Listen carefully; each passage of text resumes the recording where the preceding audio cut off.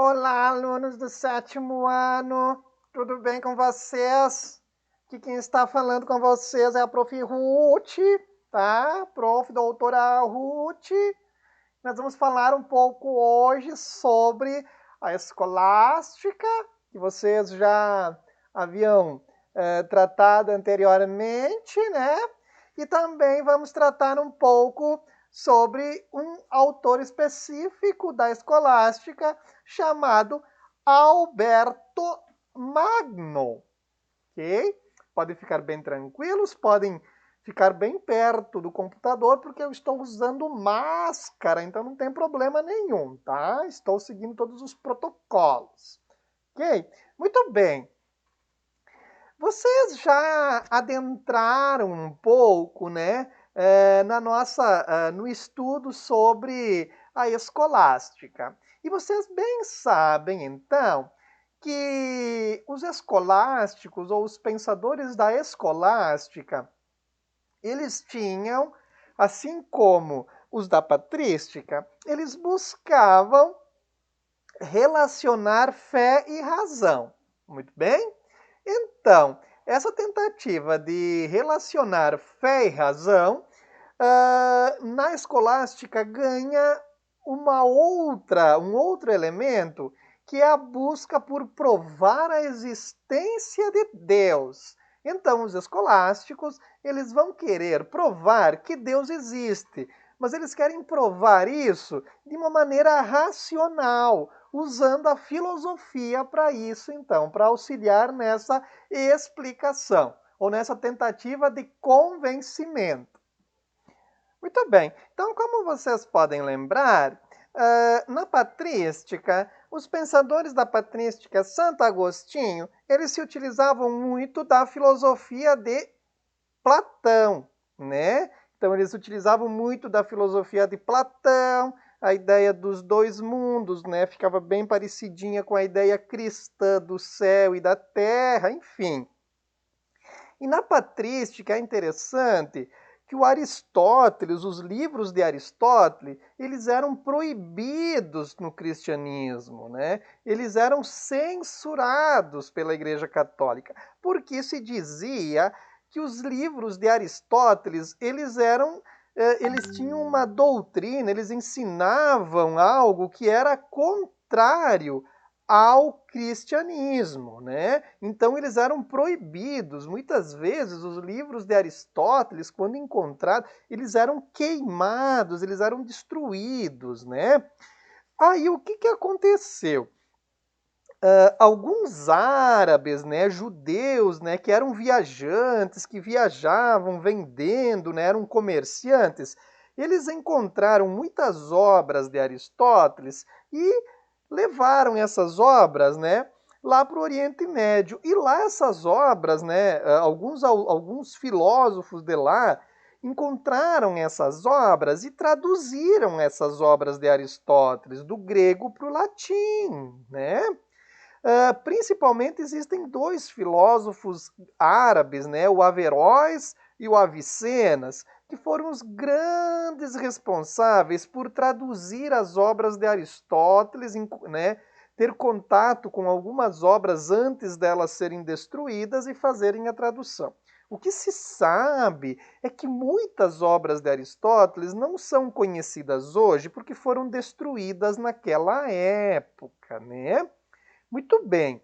Então, veja só, o que aconteceu? Então, esses filósofos, eles traduziram a essas obras, e vocês muito bem sabem, né, já estudaram, que o período da escolástica, ele é marcado por ser um período aonde surgem as universidades, né? As primeiras escolas que depois dão origem às primeiras grandes universidades, né? Algumas existentes até hoje. E essas universidades, então, elas começam a ter contato com essas obras traduzidas do Averroes e do Avicennas, principalmente, que são as obras do Aristóteles, né? E os estudantes, né? Os teólogos que estão lá dentro, teólogo é aquela pessoa que estuda Deus, né? Theos significa Deus em latim, teólogo, estudo de Deus, né? Teólogo, então, são aqueles que estudam a religião, né? Deus, a ideia de Deus.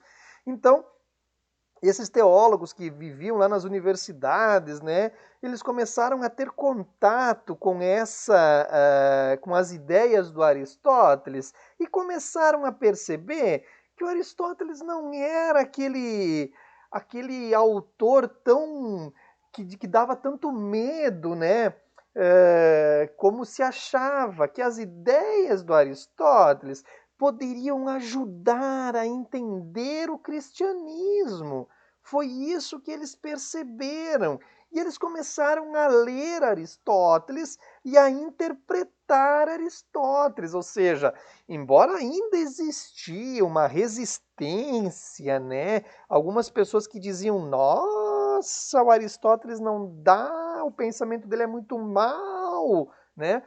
Outros foram quebrando essa resistência. E tem um filme, né? Um filme antigo, né? Só para dica, é um filme antigo e bastante longo, mas para quem gosta assim de romance policial, assim, filme de investigação, ele é bem interessante. O nome dele é O Nome da Rosa. Esse filme, ele se passa dentro de um mosteiro lá no período escolástico, lá na Idade Média, no período escolástico. Ele se passa dentro de um mosteiro e ele fala justamente de como eram vistas as obras do Aristóteles, eram vistas como proibidas, né? Ou seja, nesse mosteiro vai ter uma biblioteca e nessa biblioteca vai ter um livro de Aristóteles chamado A Poética, né? E aí vai toda a trama, né? Toda a investigação, vai ter um frade lá que vai ser o investigador que vai tentar identificar por que tantos monges estavam morrendo, envenenados, né? Lá, e ele vai buscar e vai fazer essa identificação, aí fica bem claro, né? Como que naquele período Aristóteles ele era visto como uma ameaça, né? Como um certo perigo, né? Para o cristianismo. E depois isso acabou se transformando, acabou mudando. Por quê? O que eles encontraram na obra do Aristóteles que chamou tanto a atenção deles será, gente? Alguém saberia dizer? Veja, é que o Aristóteles, ele fala uma coisa assim, ó, ele usa uma palavra motor imóvel. O que é o que ele vai chamar de motor imóvel, será? O Aristóteles ele vai falar do motor imóvel.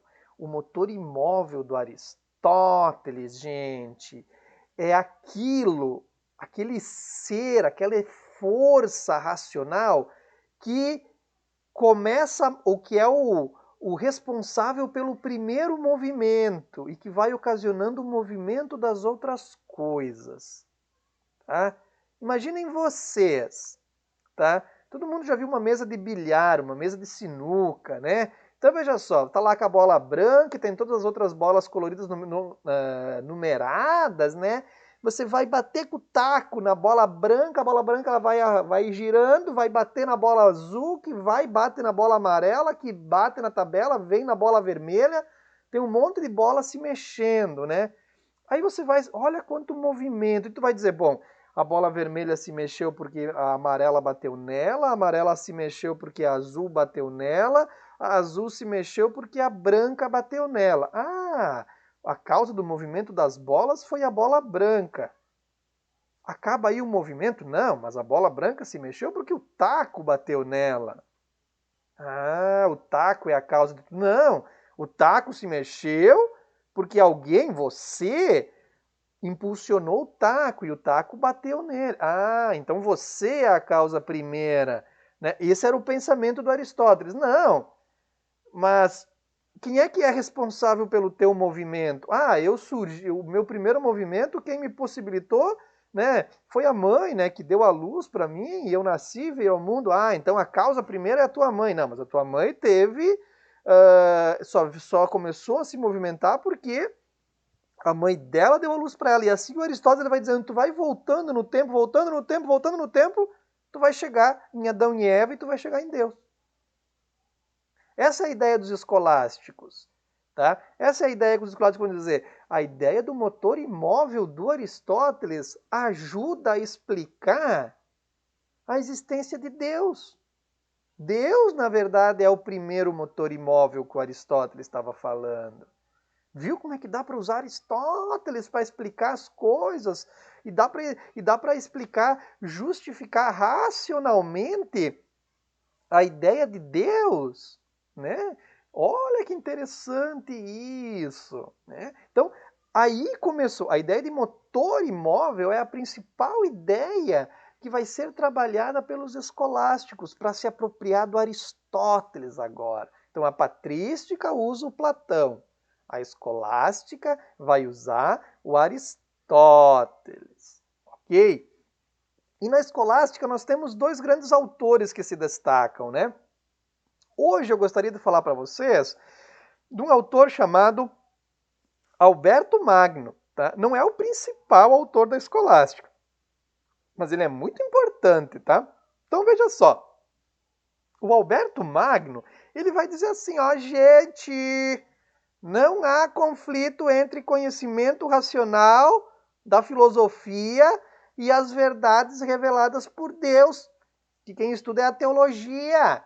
Não existe conflito, os dois não brigam, eles são amiguinhos. É isso que ele vai dizer. Por que ele vai dizer isso? Porque olha só, ele vai dizer, uma coisa é uma coisa, outra coisa é outra coisa. Uma coisa explica uma coisa, outra coisa explica outra coisa. Expliquei bem, não expliquei? Não, não expliquei. Então vamos explicar de novo. O que ele vai dizer é assim, olha só, que a filosofia ela vai servir para explicar as coisas que envolvem as coisas aqui do nosso mundo, aqui da nossa realidade, da onde as coisas vêm, né? A filosofia ela vai ajudar a explicar a existência de Deus, por exemplo, que é da onde as coisas vêm de Deus, né? Por que as coisas são assim, né? Enfim, vai explicar aquelas dúvidas do mundo, que envolvem o mundo para o ser humano. E a teologia, as verdades reveladas por Deus, elas vão explicar aquilo que é mistério, aquelas coisas que são mistério. Os mistérios eles não são explicados racionalmente. Os mistérios eu tenho que acreditar. Eu tenho que ter a inteligência de Deus em mim, né? O Espírito Santo, como eles vão dizer, né? Então, ele vai dizer, a filosofia eles explicam as coisas aqui da Terra, as realidades que envolvem a nossa vida, né? E a teologia ela vai explicar as verdades reveladas por Deus, os mistérios de Deus, né? As coisas que não têm explicação racional, não tem como eu explicar racionalmente. É isso, né? Então, essa é a primeira ideia do Alberto Magno, desculpa. Ai, ai, ai. Depois, ele também vai dizer assim, porque o Aristóteles ele foi um dos primeiros pensadores assim a estudar um monte de coisa. O Aristóteles adorava estudar. E o Aristóteles estudava a zoologia também, né? O estudo dos animais, né?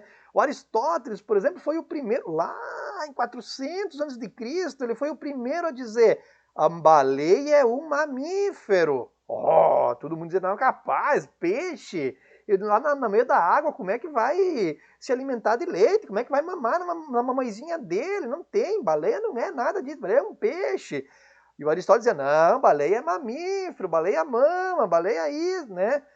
Veja, porque ele adorava estudar, ele tinha catalogado já lá 500 e tantos animais, o Aristóteles naquela época, algo assim impressionante, né? E o Alberto Magno ele vai ampliar, ele vai continuar os estudos, ele vai também fazer, ele vai gostar muito da ideia de fazer estudos zoológicos, né? Estudo dos animais, entender, classificar, né? Enfim, ele gostava muito disso, tá? E por fim, o terceiro elemento muito importante do Alberto Magno, né, é que o Alberto Magno ele dizia que para nós conhecer as coisas nós devemos fazer experiência. Nós devemos fazer experiências, nós devemos experimentar as coisas para conhecer. Nós devemos conhecer sensivelmente, através dos nossos sentidos, fazer experiência, testar. Essa ideia não era comum até então. Hoje é muito normal, né? A ciência, ela age assim, né? Eu sou cientista, né? Doutora Ruth, cientista. Eu sei que tem que testar, que tem que fazer as coisas, né? Naquela época, não. O Alberto Magno é um dos primeiros a vir com essa ideia, né? De testar, de experimentar, né? Ah, uma rolha, ela flutua na água? Ah, não sei, acho que sim, acho que não. Vai dizer, não tem nada que achar. Tem que pegar água, tem que pegar a rolha e botar a rolha na água e ver se ela vai flutuar. Se ela tem densidade maior ou menor que a água. Se é menor, ela flutua. Se é maior, ela vai, ela afunda. É isso, tem que testar, tem que experimentar. Assim nós vamos chegar aos conhecimentos sensíveis, né? Ok? Por hoje, galerinha, era isso. Eu não vou me prolongar mais, tá? Espero que tenham gostado, né? Espero que tenham ficado felizes com a minha participação aqui, tá? Fiquem bem, se cuidem, usem máscara quando vão para a rua conversar com as pessoas, tá bom? Tchauzinho, tudo de bom. Agora vou ter que ir lá tratar meu cabelo, tem que fazer uma máscara nele, ele tá seco. Ai, meu Deus do céu. Ai, meu Deus do céu. Esse frio mata meu cabelinho. Ai, ai, ai, ai.